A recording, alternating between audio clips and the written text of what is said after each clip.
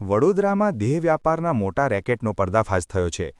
વડોદરા શહેર પોલીસની anti human trafficking યુનિટે વાઘોડિયા રોડ પર આવેલા સનરાઇઝ ટાવરમાં રેડ કરીને 11 યુવતીઓને રેસ્ક્યુ કરી છે અને 2 આરોપીની ધરપકડ કરી છે।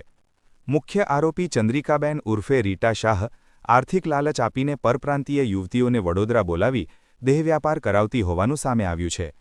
રેડ દરમિયાન ફ્લેટમાં બનાવેલા ગુપ્ત ભોંયરા અને ગુપ્ત માર્ગો જોઈ પોલીસ પણ ચોંકી ગઈ હતી। આ કાર્યવાહી દરમિયાન રોકડ રૂપિયા, મોબાઈલ, લેપટોપ સહિતનો મુદ્દામાલ કબજે કરાયો છે।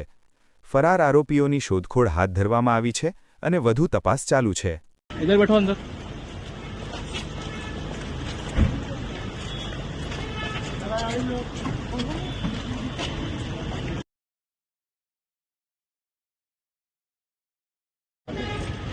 चलो दरवाजा खोल चलो भैया आगे आई जाओ।